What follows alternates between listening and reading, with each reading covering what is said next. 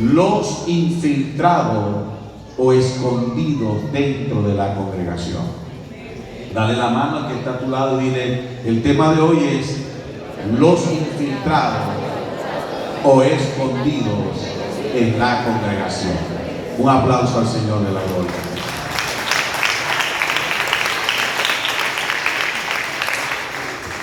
Amén. Tuvimos esa reunión porque hubo algunos que a escondidas se metieron en el grupo de la iglesia para espiarnos. Esos falsos seguidores solo querían quitarnos la libertad que Jesucristo nos dio y obligarnos a obedecer las leyes judías. Todos nosotros sabemos que la iglesia nació el día del Pentecostés y hubo un gran acontecimiento del nacimiento de esta iglesia. El derramamiento del Espíritu Santo había caído. El Señor Jesucristo lo había dicho claramente: quedado en Jerusalén hasta que hayan sido revestidos del poder del Espíritu Santo. El Espíritu Santo cayó de una manera tan especial de que se estaba celebrando el Pentecostés y de distintas regiones del Asia Menor que se conocía, o de las regiones que se conocían para ese entonces. Cuando usted lee el libro de los Hechos en el capítulo 2 se va a dar cuenta que venían gente de muchas regiones reunidos allí para celebrar el Pentecostés con el pueblo de Israel. Y aprovechando esa fiesta, el Espíritu Santo desciende y cae sobre ellos. Alrededor de unos 120 reciben el Espíritu Santo. Y el gran asombro que hubo es que les oían hablar en las lenguas de origen de donde provenían cada una de sus regiones.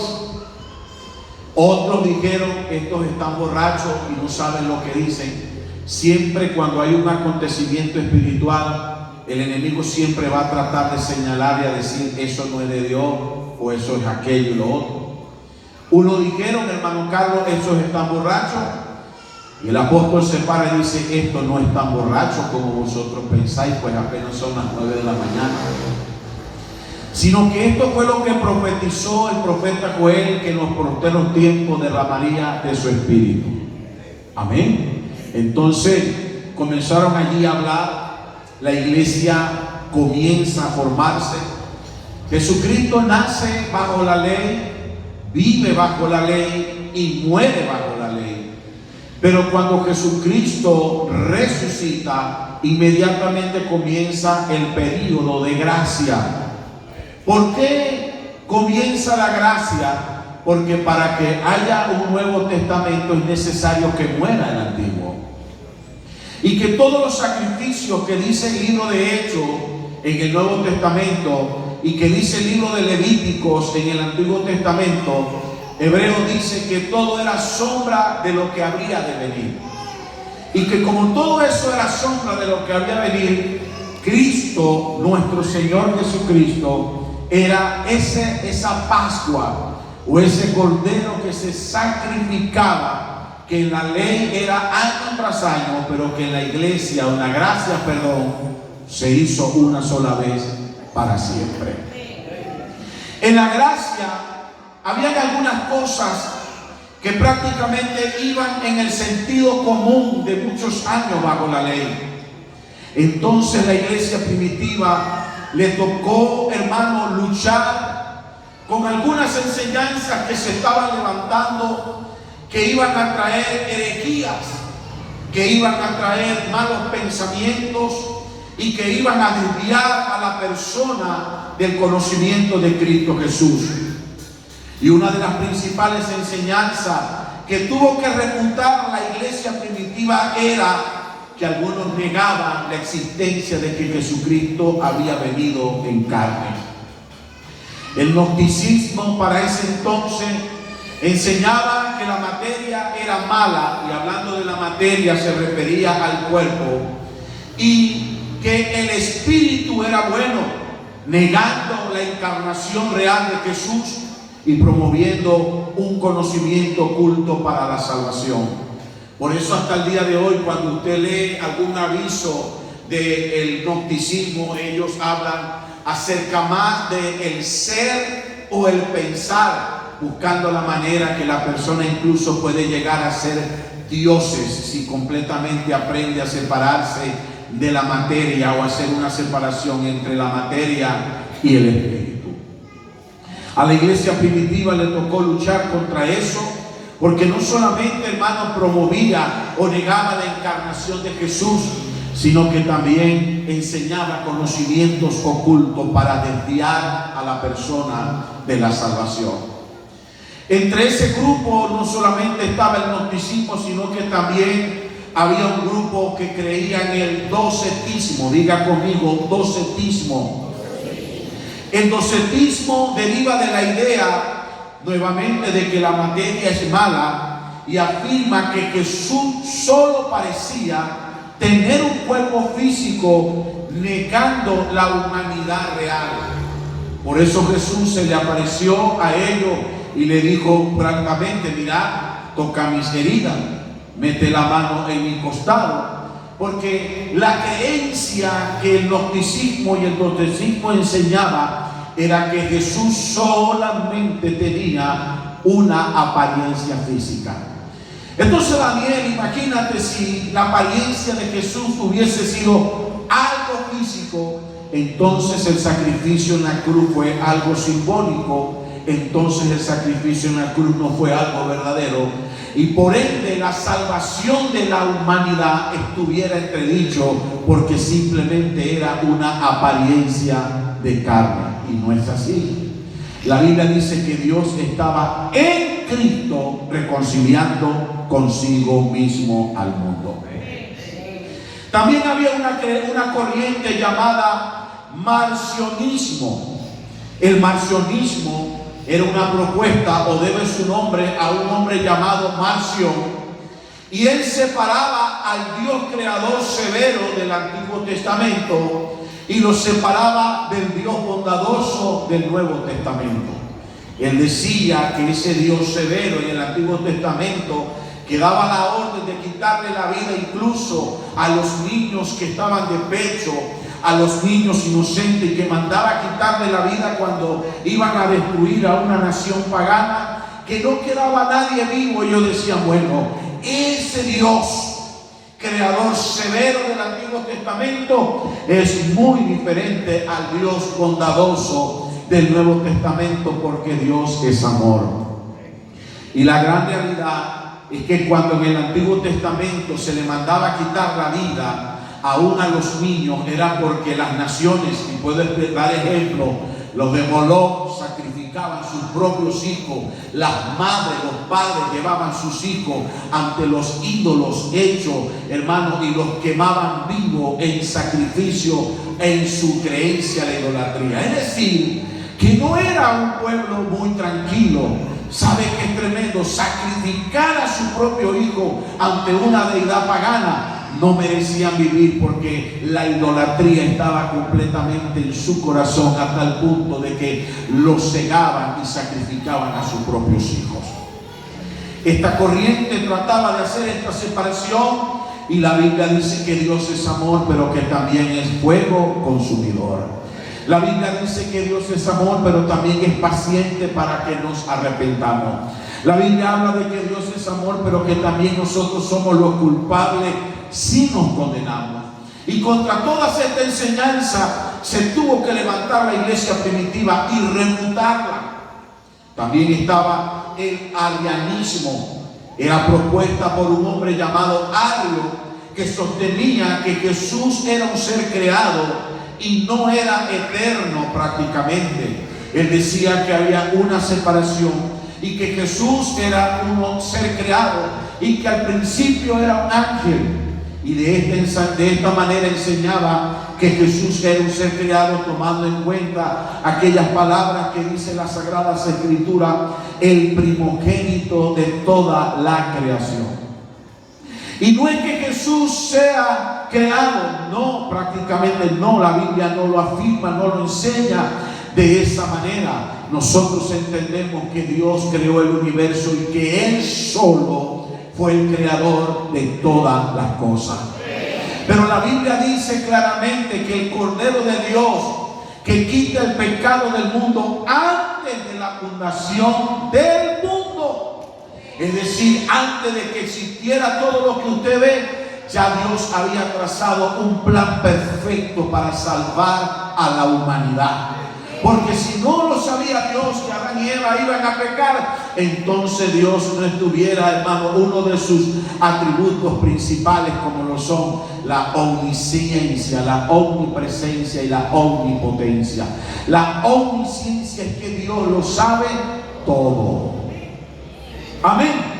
Nadie puede sorprender a Dios porque Dios lo sabe todo. Y como Dios sabía que Adán y Eva iban a desobedecer, trazó un plan. En su divina providencia, el Cordero de Dios que quita el pecado del mundo. Amén, hermano. Antes de la fundación del mundo, ya Dios tenía un plan para salvarnos. Ahora que Adán y Eva pecaron, que desobedecieron, ya es la voluntad del hombre, porque el hombre sabe por dónde debe ir, pero el hombre no va. El hombre sabe hacer lo bueno, pero el hombre no hace lo bueno. El hombre sabe que uno tiene que orar, uno sabe que tiene que orar, pero uno no ora. Uno sabe que debe de apartarse de lo malo, pero no se aparta. Entonces, cuando somos condenados, no es por falta de conocimiento, fue porque nosotros decidimos seguir en desobediencia o seguimos haciendo lo malo. Demos gloria al Señor Jesucristo. Los judaizantes, ese aplauso para Dios, amén.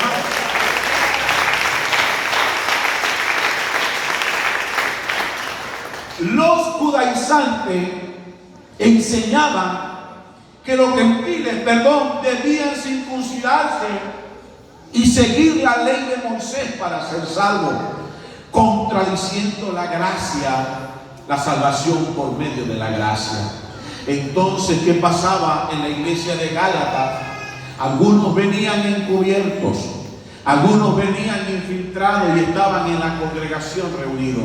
Y cuando veían a un hermano alabando al Señor y glorificando al Señor, le decían: está bien que tú creas en Jesucristo, está bien que tú adores a Dios, pero tú debes de circuncidarte para que puedas ser salvo. Y de esa manera buscaban confundir a otros, buscaban, hermanos, tratar de desviar a otro de la enseñanza. Y por eso el apóstol Pablo se para firmemente y le dice: hay algunos falsos hermanos que se han introducido a escondida para desviar el corazón de lo que hemos creído en el Señor de gloria. Ahora, hermano, esto pasó en la iglesia primitiva. ¿Y usted cree que esto no va a pasar en este tiempo? Esto pasa en este tiempo. Y yo como pastor tengo que alertar a la congregación. Tengo que alertar a usted que está bautizado en el nombre de Jesús, a usted que ha sido lleno del Espíritu Santo. Tengo que alertar por la palabra de Dios, porque habrá algunos que se quieren meter infiltradamente. Habrá algunos que quieren traer alguna enseñanza errada de la palabra. Y yo no puedo permitir que haya división dentro de la congregación, porque el que divide es Satanás. El que trae contienda es Satanás. El que trae falsas enseñanzas es Satanás. Y contra eso voy a ser severo, porque esta es la iglesia del Señor Jesucristo. Contra eso no podemos nosotros poner un paño de agua tibia. Contra eso nosotros no podemos dejar pasar las cosas. Tenemos que cuidar la iglesia y mantener la unidad de la iglesia del Señor. Y traigo este tema en esta mañana, en este primer servicio aquí en la nueva casa de oración, porque si Dios nos ha ayudado hasta el día es porque ha estado con nosotros. Pero también cuando la iglesia del Señor da un paso de avance, cuando la iglesia del Señor da otro paso de avance, el diablo va a querer detener el avance de la iglesia y la unidad de la iglesia. Entonces voy a alertar a la iglesia: venir a este lugar al diablo no le va a gustar. Va a tratar de levantar en medio de nosotros cosas raras y extrañas, pero hay poder en el nombre de Jesús. ¿Cuántos van a ayudarme a mantener a la iglesia en lo alto? ¿Cuántos van a ayudarnos a mantener este mensaje? Porque el enemigo no se queda quieto. La Biblia dice que el sembrador salió a sembrar y sembró la buena semilla, pero en la noche salió ¿quién? El enemigo, y sembró la cizaña. Entonces estar sentado de allí, estar en este servicio, en esta escuela dominical, tener prácticamente el espacio que acabamos de colocar las bancas full, al enemigo no le va a gustar, porque ha visto que Dios ha estado con nosotros y que lo que hemos propuesto en oración, en ayuno, Él está allí viendo que Dios nos ha dado el respaldo.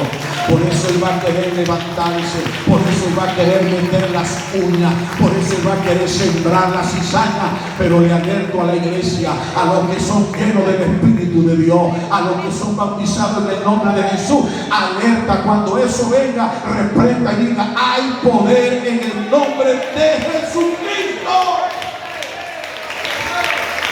A su nombre. A la iglesia primitiva le tocó enseñar acerca sobre la resurrección, porque no solamente habían unos infiltrados en la congregación escondida, sino que se habían levantado en medio de esa congregación algunos maestros, falsos maestros, que sostenían que la resurrección ya había ocurrido, y el apóstol dice: trastornando la fe de muchos. Por eso yo le invito a buscar un momento en el libro de Primera de Corintios, por favor. Primera de carta del apóstol Pablo a los Corintios. En el capítulo 15, usted va a notar un gran capítulo completo de lo que el apóstol tuvo que comenzar, hermano, a refutar, porque se habían levantado algunos en contra de la resurrección, diciendo que sostenían que la resurrección ya había ocurrido, trastornando la fe. Otros tuvo que Pablo pararse y reprender fuertemente, porque estaban negando de que Jesucristo había resucitado corporalmente. Por ello, cuando usted lee las Sagradas Escrituras, se va a conseguir que negar la resurrección corporal de Jesús, esta enseñanza la tenía un falso maestro llamado Himeneo y Fileto. Himeneo era un maestro en la congregación, Fileto le acompañaba. ¿Y qué decía Fileto y Himeneo? Ellos dijeron que la resurrección ocurre cuando usted y yo aceptamos a Jesucristo solamente.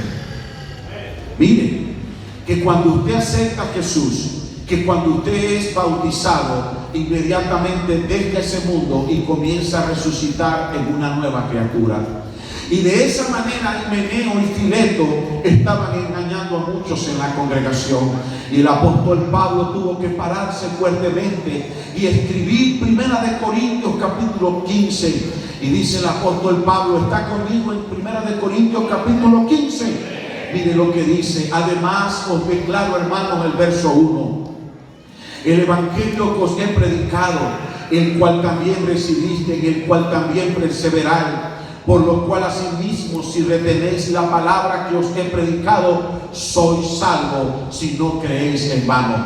Porque primeramente os he enseñado lo que asimismo recibí, que Cristo murió por nuestros pecados conforme a las Sagradas Escrituras, y que fue sepultado y que resucitó al tercer día conforme a la Escritura, y que se apareció a Cefa y después a los 12. Después apareció a más de 500 hermanos a la vez, de los cuales, dice la Escritura, muchos viven aún y otros ya duermen. Después apareció a Jacobo, después a todos los apóstoles, y abortivo se me apareció a mí. Porque yo soy el más pequeño de los apóstoles, que no soy digno de ser llamado apóstol, porque perseguía la iglesia de Dios, pero por la gracia de Dios que soy lo que soy. Su gracia no ha sido en vano para conmigo, antes he trabajado más que todos ellos, pero no yo, sino la gracia de Dios conmigo. Porque sea yo o sean ellos, así predicamos y así hemos creído. Pero si se predica de Cristo que resucitó de los muertos, ¿cómo dicen algunos entre vosotros que no hay resurrección de muertos?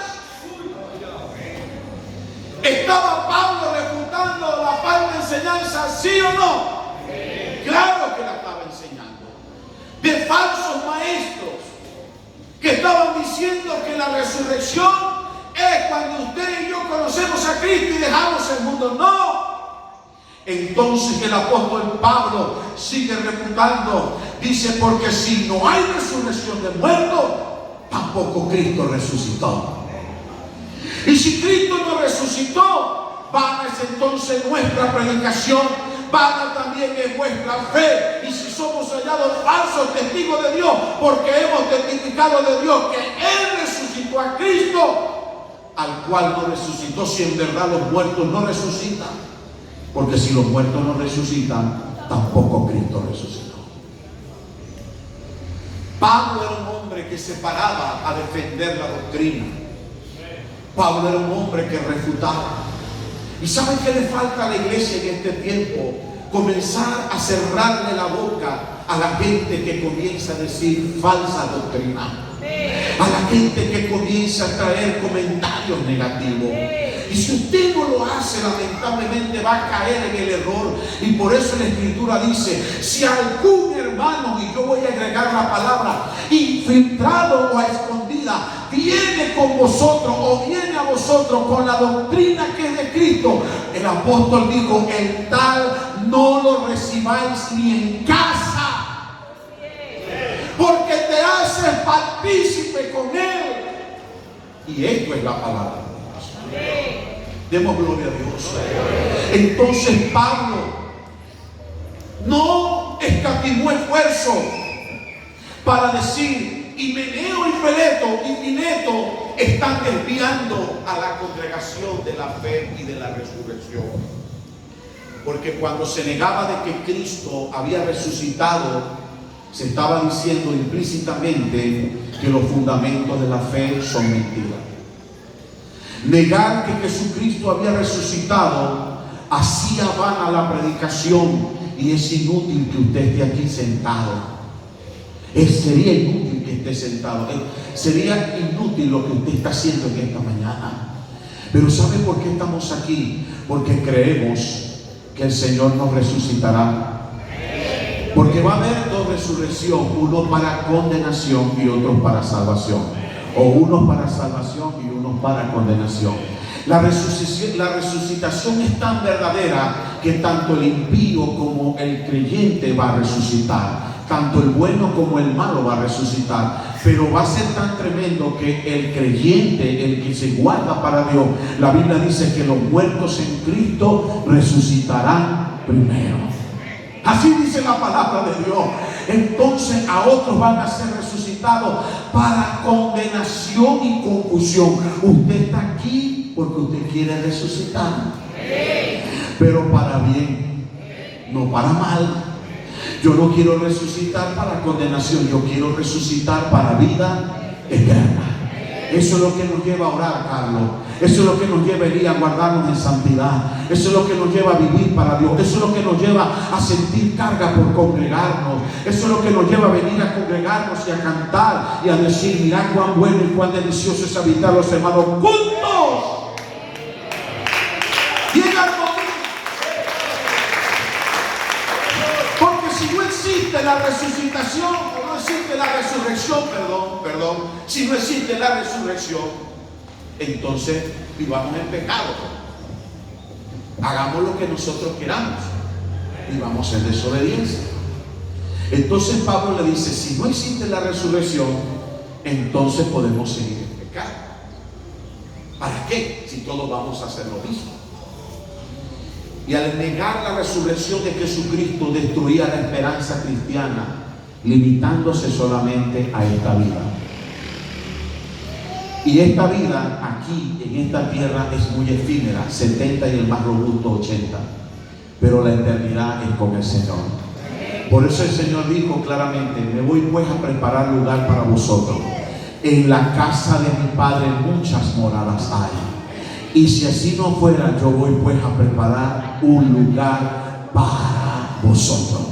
Dios está preparando un lugar para los que le aman. Dios está preparando un lugar para los que le sirven al Señor. Oremos por estemos allí, ayúdenle en el nombre del Señor Jesucristo. Con calma, una sillita, agüita o alcohol. Con calma. Alabado sea el Señor. Tranquilo. Ahí está un ventilador para que le den. Tome asiento, hermano, los que están al lado y los que esperen. Un aplauso al Señor.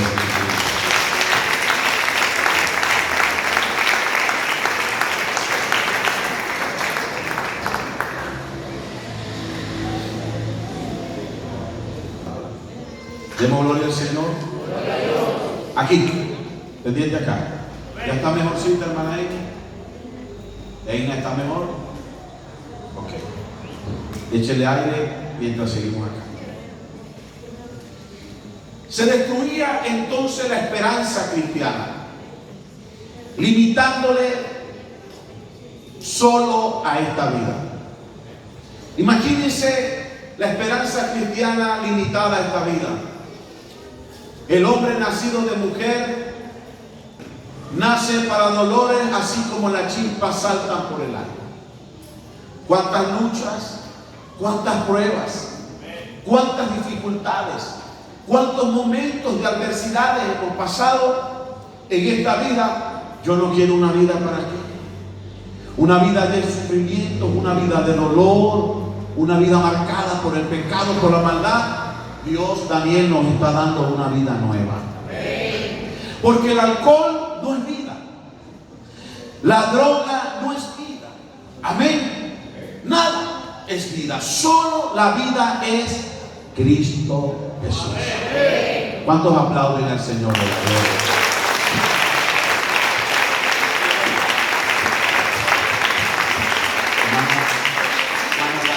Hermano Marco, ayuden a la suegra un momentico hacia allá para que hagan un poquito más de aire. Levanten a Daniel y el hermano Marco.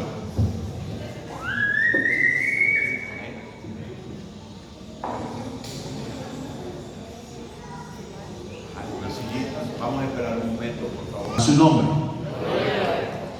El apóstol Pablo, en 2 de Timoteo capítulo 2, por favor, ubíquese. 2 de Timoteo capítulo 2. Quiero que leamos la escritura porque el que hable conforme a la palabra. Capítulo 2 de 2 de Timoteo, el verso 16 y el verso 18. Mire cómo dice la escritura. Más, ¿lo tienen? Mas evita profanas y vanas palabrerías, porque conducirán más y más a la impiedad. Y su palabra carcomerá como gangrena, de los cuales son Himeneos y Fileto, que se desviaron de la verdad, diciendo que la resurrección ya se efectuó, y trastornan la fe de algunos. Pero el fundamento de Dios está firme. Teniendo este sello, conoce el Señor a los que son suyos. Apártese de iniquidad todo aquel que invoca el nombre de Cristo. Entonces Pablo le dice a Himeneo y a Fileto: se apartaron, se desviaron, diciendo que la resurrección ya se efectuó, trastornando la fe de algunos. Y el apóstol Pablo dice que Himeneo y Fileto lo que estaban enseñando era como una gangrena. ¿Sabe qué significa la gangrena? La gangrena es una enfermedad donde una parte inflamada del cuerpo se vuelve tan corrupta que si no se aplica un remedio a tiempo, el mal se continúa esparciendo hasta tocar otras partes sanas y hasta dañar incluso a los huesos. Amén. Quiere decir que si el apóstol Pablo no enfrenta a Himeneo y a Fileto, lo que ellos estaban enseñando era una gangrena que iba a consumir a la iglesia paso a paso o poco a poco. Amén. Porque así son las falsas enseñanzas y la falta de conocimiento de algunos falsos profetas y hermanos que están introducidos en la congregación, infiltrados. Y yo no puedo permitir, Pablo dijo, no puedo permitir, porque esa enseñanza es como una gangrena. Poco a poco va comiendo lo sano y hasta llegar a los huesos. Por eso que hay enseñanza, pensamientos e ideas que usted tiene que estar muy pensante y analizando quién lo está diciendo. Porque si una persona que lo dice vive para Dios, ya va. El Señor dijo, no todo el que me dice Señor, Señor entrará al reino de los cielos. ¿Cómo hago para creerle a una persona algo de la palabra de Dios si no se congrega? Yo quiero que me diga eso. ¿Cómo hago yo para creerle a alguien que es de Dios si no se congrega? Y la Biblia dice, no dejes de congregarte como algunos tienen por costumbre, sino que presenta vuestro cuerpo en sacrificio vivo delante de Dios. ¿Cómo hago yo para agarrar este texto, hermano Carlos, rascarlo de la Biblia, arrancarlo y decir, traerle a usted una palabra si yo no me congrego? Por eso la Biblia dice, escudriñad los espíritus. No, pero es que yo puedo orar en casa. Sí, hermano, usted puede orar en casa. Usted puede sentir la presencia de Dios en casa. Eso es bíblico. Pero también es bíblico que usted debe de congregarse, entrar por sus puertas con acción de gracia, alabarle, bendecir su nombre. Yo me alegré con lo que decía, a la casa de Jehová y de ¡aleluya! Prefiero estar, hermano, un día en tu casa que mil fuera de ellos, así como el gorrión y la golondrina hayan en tus altares nido para así donde poner su polluelo. Así quiero estar yo. Entonces, yo debo de ser congruente con lo que digo, yo debo ser congruente con lo que digo. Entonces, alguien te puede hablar y te puede traer una enseñanza que va a traer como la gangrena, que va poco a poco. La iglesia primitiva no solamente luchaba contra esto. Vaya, ubíquese en el libro de Hechos capítulo 5, porque estamos hablando este tema muy importante, de un conocimiento de la iglesia. Hechos capítulo 5, vamos a ver una lucha que había.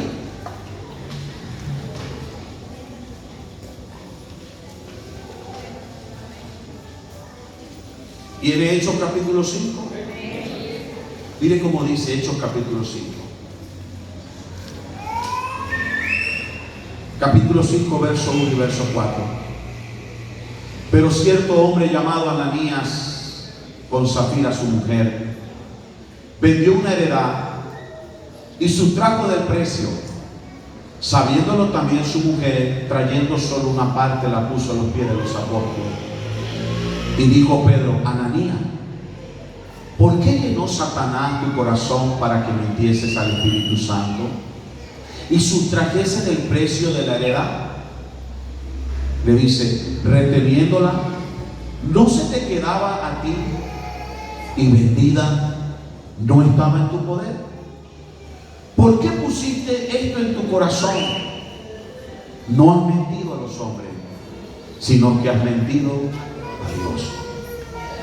Y al oír a Ananías estas palabras, cayó y expiró, y vino un gran temor sobre todos los que oyeron. ¡Wow! ¿Saben que uno de los primeros problemas que sufrió la iglesia fue las decepciones? Diga conmigo, decepciones. Tremendo. Después de haber caído el Pentecostés, después de haber habido una llenura del Espíritu Santo, después de haber habido una llenura del Espíritu Santo, no se esperaba, porque había un fervor, había un deseo de servir a Dios, había un regocijo en la iglesia, había un anhelo por caminar con Dios.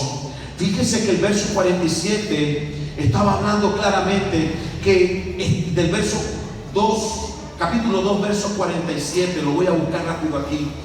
Mira cuál era el fervor, dice la Escritura: alabando a Dios y teniendo favor con todo el pueblo, y el Señor añadía cada día a la iglesia a los que habían de ser salvos.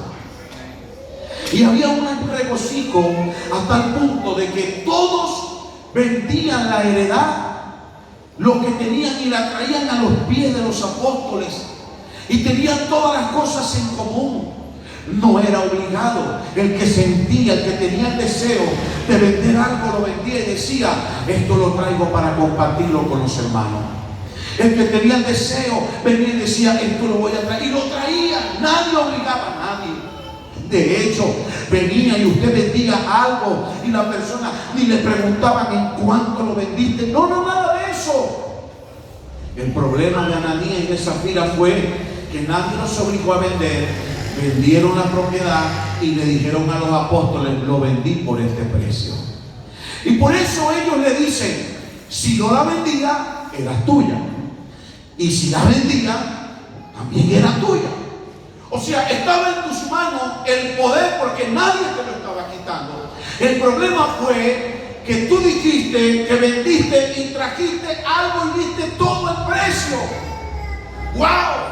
Había regocijo, había gozo. El Espíritu Santo del Reino acababa de caer. La iglesia estaba en avivamiento y ¡pum! En un culto se murió Ananías. ¿Qué le parece? ¿Me estoy explicando? ¡Qué decepción! Porque ahí mismo la falsedad y la decepción aparecieron en la congregación. ¿Y cuántas veces hemos sido decepcionados? ¿Cuántas veces hemos sido decepcionados? Tal vez yo te pude haber decepcionado. Tal vez me decepcionó el hermano que está a tu lado. Pero tú no tienes que ver eso. Tú tienes que caminar con Dios. Tú tienes que servirle al Señor de la gloria. Tú tienes que honrar a Dios con todo tu corazón. Aleluya. Den ese aplauso al Señor Jesucristo.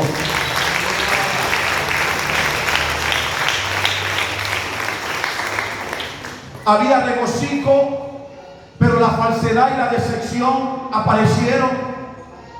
No era una obligación que cada persona vendiera y que trajera todo el 100%.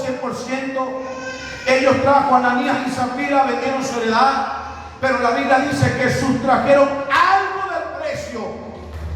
Y la mentira fue que lo que dijeron es todo. Es todo. Salió Ananías, los jóvenes agarraron el cuerpo y luego vino y entró su esposa y le preguntaron lo mismo y ella dijo: es por tanto. Es la mentira. ¿Será que hoy puede pasar esto en la iglesia del Señor todavía?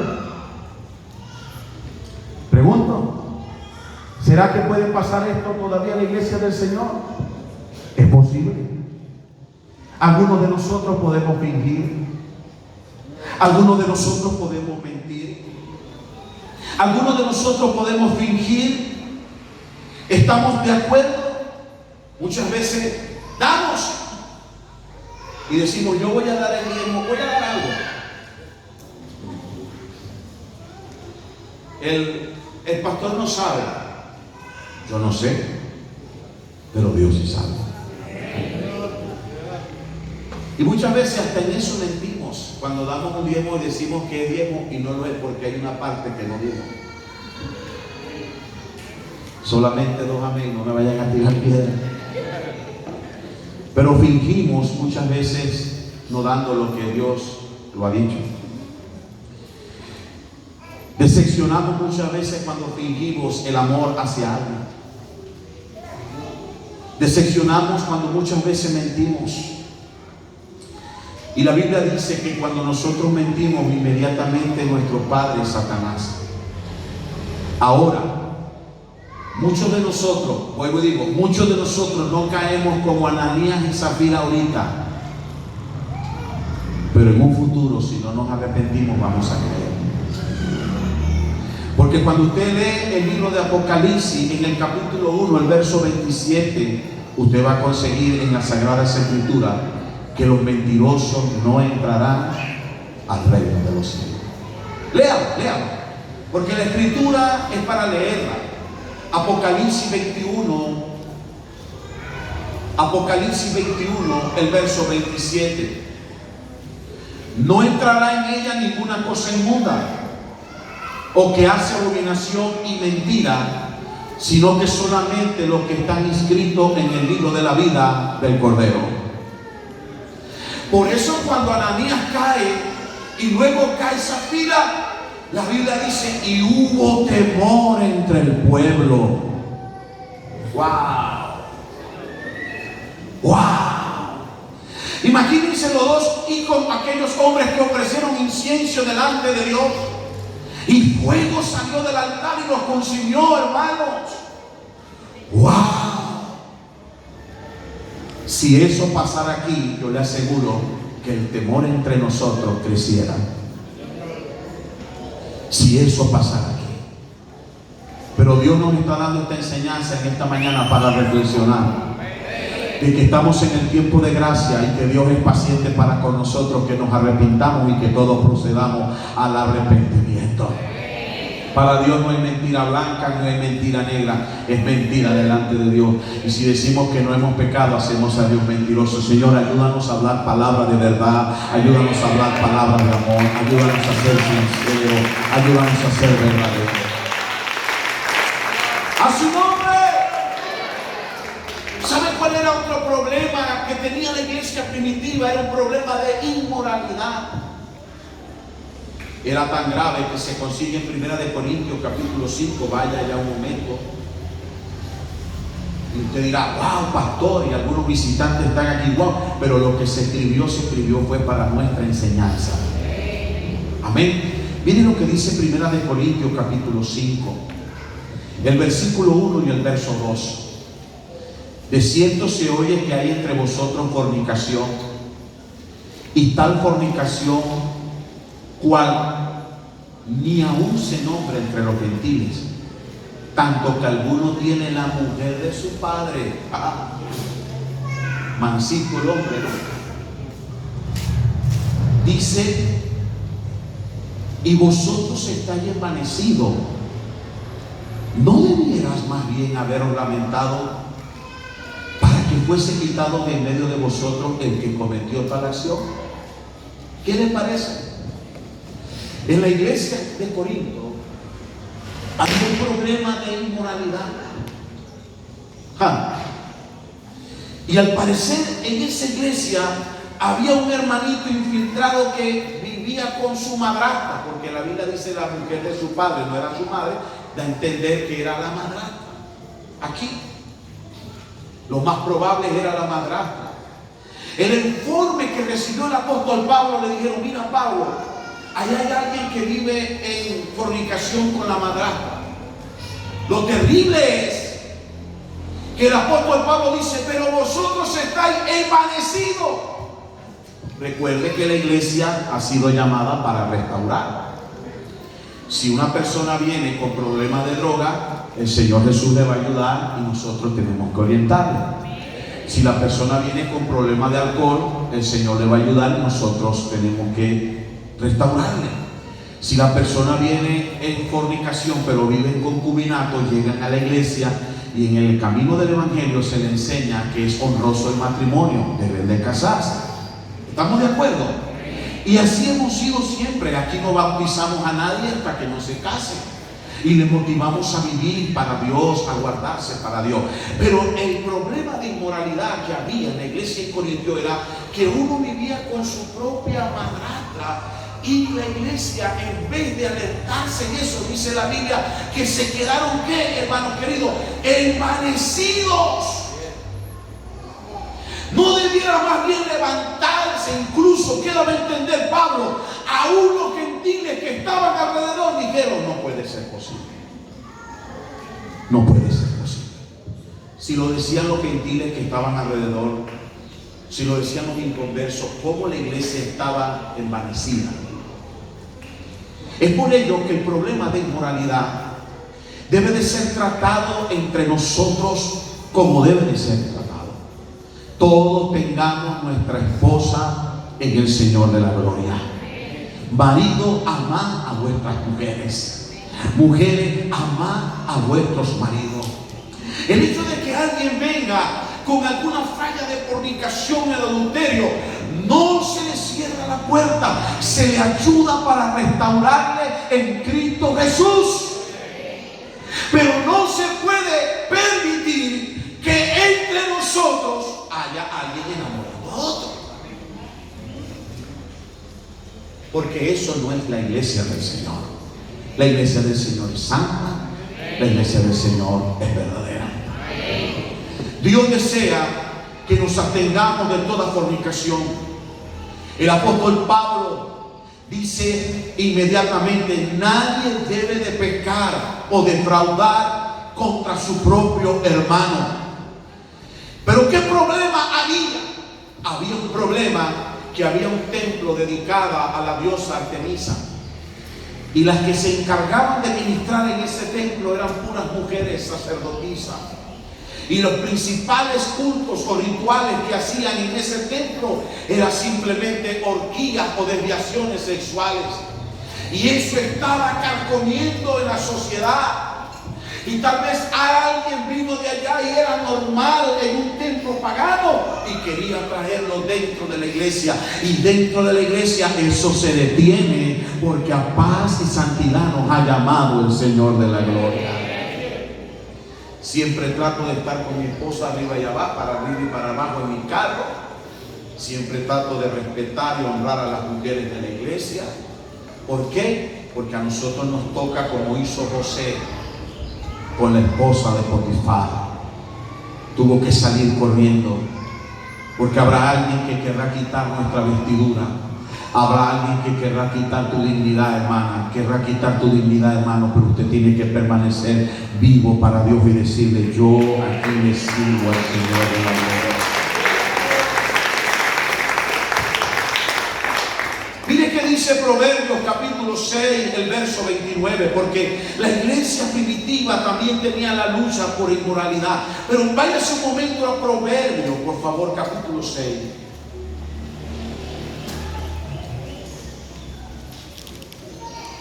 ¿Lo tiene? Verso 29. ¿Lo consiguió? Los niños, por favor. ¿Lo tiene? Mire lo que dice el 6:29. Así que el que se llega a la mujer de su prójimo no quedará impune ninguno que la tocare. No tienen poco el ladrón si hurta para saciar su apetito cuando tiene hambre. Pero si el ladrón es sorprendido, pagará 7 veces y entregará todo el haber de su casa. Mas el que comete adulterio es falto de entendimiento.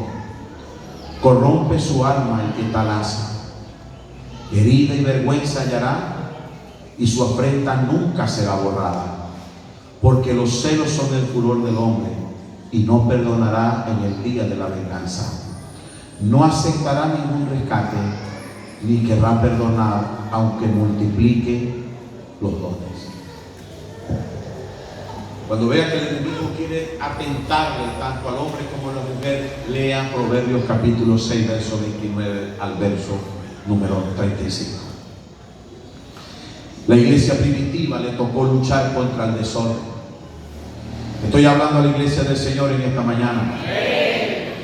Había un desorden en la iglesia de Corintio, de tal manera que la cena del Señor la utilizaban como una fiesta común y corriente.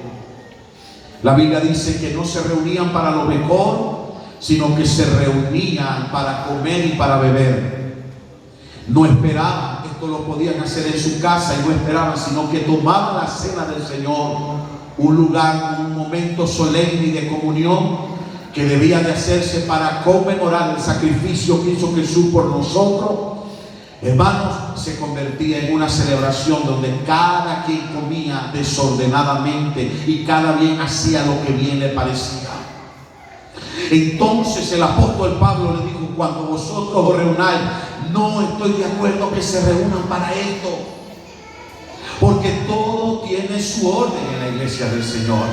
¿Estamos de acuerdo? Por eso el apóstol Pablo dice: cuando uno está profetizando, los demás hagan silencio. Cuando esté uno hablando en lengua, otro que interprete. Por eso el apóstol Pablo dice: quieto, haced todas las cosas en orden, porque Dios es un Dios de orden. Ahora, ¿habrá desorden en este tiempo? Claro que puede haber desorden. Cuando usted ve a un niño caminando, cuando usted ve a un hermano caminando, cuando usted ve a un hermano que no le importa la hora de comenzar el servicio, ni le importa la hora a que termina, sino que se va como nada, eso es desorden. Porque cuando usted entra de esa puerta para acá, usted se desconectó del mundo. Usted se desconectó de las cosas que había que hacer. Usted está ahorita en el tiempo de adorar al Dios de la gloria. A su nombre. ¿Sabe que Pablo tenía miedo? Segunda de Corintios capítulo 12 verso 20. Mire, alguien pregunta que Corinto era una iglesia tremenda. Sí, estaba buscando.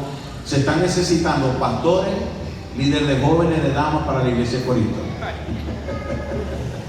Si alguno quiere ir, hermano, lo enviamos para allá. Miren cómo dice segunda de Corintios capítulo 12. ¿Lo tienen? Segunda de Corintios 12 verso 20. Pues me temo que cuando llegue no os halle tales como quiero, y yo sea hallado de vosotros cual no queréis, que haya entre vosotros contienda, envidia, iras, divisiones, maledicencia, murmuraciones, soberbia y desórdenes. ¿Qué le parece? Pero eso nada más que existía en Corinto. Aquí no existen pleitos, aquí no existen contienda, aquí no existe una mujer celosa ni un hombre celoso. No, eso aquí no existe. Aquí nadie se enoja, aquí nadie le llega al corazón la ira. ¿Sí o no, hermano? Rivalidades, divisiones, difamación, maledicencia. Aquí no existe el chisme. No existe la murmuración, aquí no existe. ¿Será verdad? Si la iglesia primitiva tuvo su lucha, ¿usted cree que no lo vamos a tener aquí?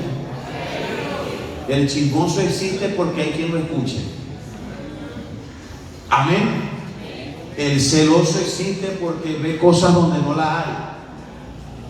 El que le gusta la contienda pelea hasta con la sombra cuando la ve. ¿Por qué me sigues?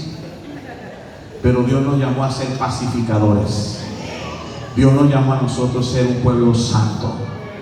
En esta hora quiero decirle a la iglesia: tenemos que luchar contra todo eso, porque a la iglesia del Señor le conviene paz, tranquilidad y estabilidad.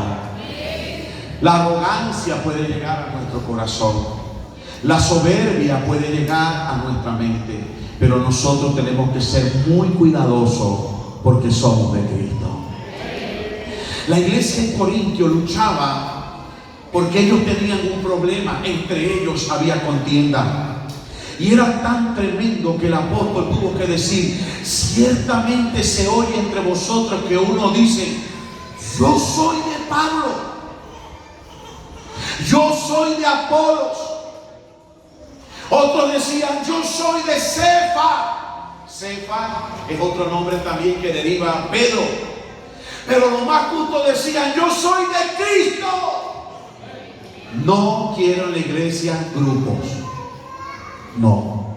Todos somos una sola iglesia. Todos somos una sola iglesia. Honramos la vida del pastor Rufino. ¿Sí o no? Honramos la vida del pastor Nabor. Honramos la vida del pastor César. Honramos la vida del pastor Juan Pedroso. Pero nosotros somos de Cristo. Nosotros somos del Señor de la gloria. No hay grupo, porque somos un mismo cuerpo. Y yo no le puedo decir al dedo que no lo necesito. Machuque ese dedo, muérdaselo para si no le duele.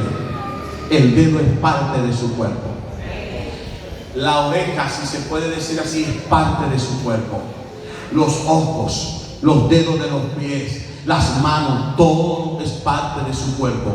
¿Sabe cuál es el peligro de la iglesia de hoy a nivel mundial? Es que el diablo quiere levantar un grupo allá, quiere levantar otro grupo allá, quiere levantar otro grupo aquí, no, Señor, y aquí no lo vamos a permitir, porque esta es una sola iglesia.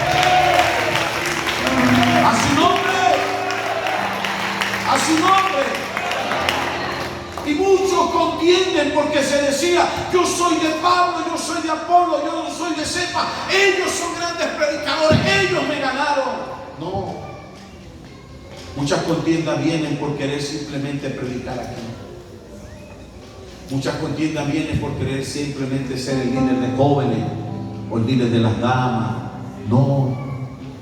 Todos en un momento Dios nos va a dar la oportunidad de ser líderes. A su nombre sea la gloria.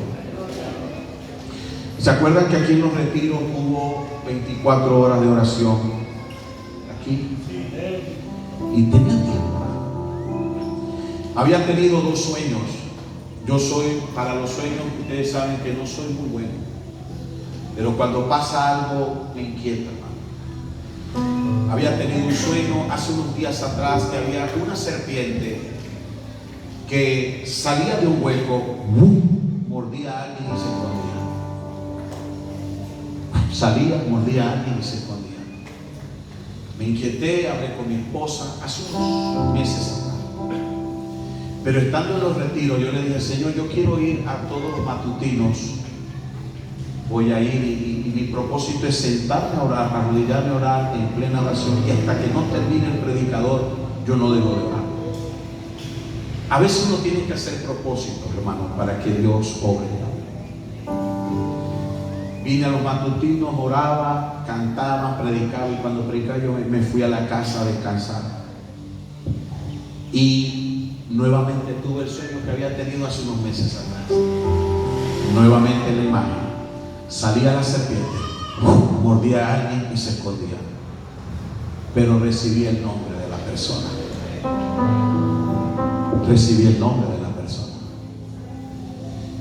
Y por eso hoy me paro aquí en este púlpito delante del Señor de la gloria.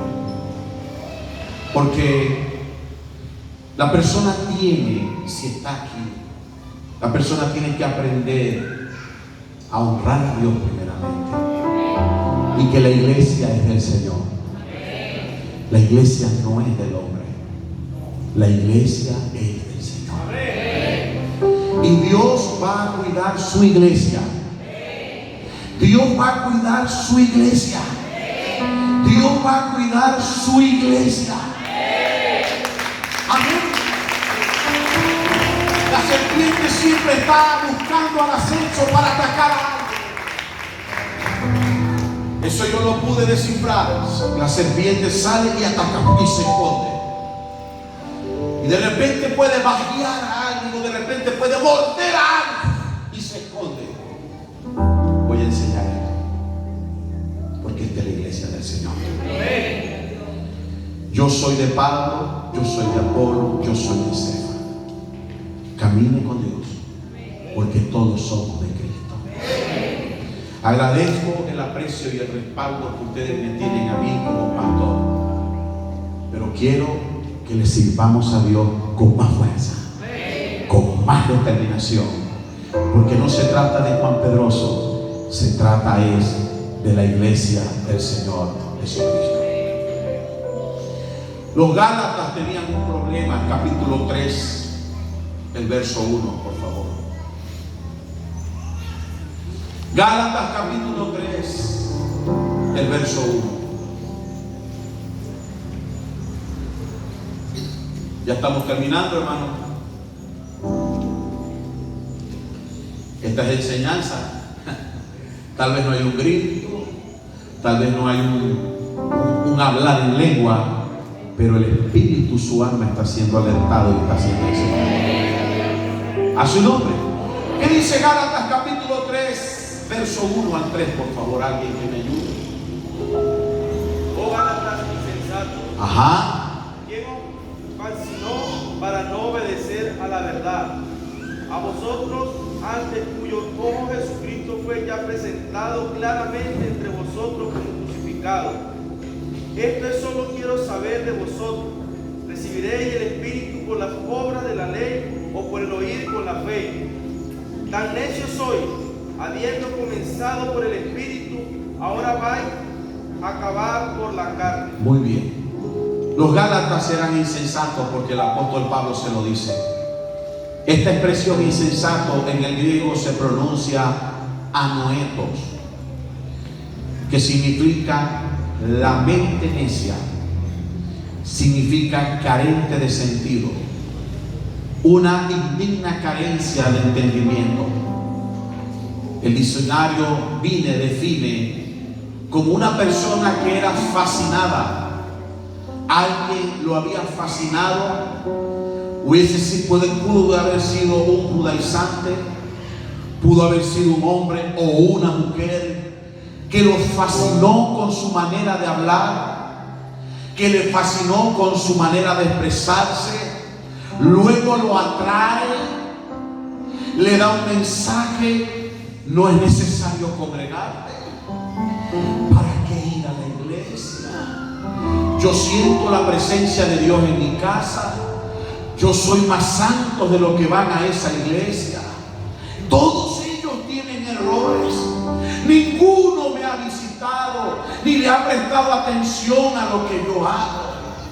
El diezmo no es de este tiempo, que si la mujer no puede enseñar, que si la mujer no puede pasar al púlpito, que si la mujer no puede ser pastora, que si la mujer con la costumbre no puede pasar, que si la corbata, que si el pantalón, comienzan a decir una serie de cosas.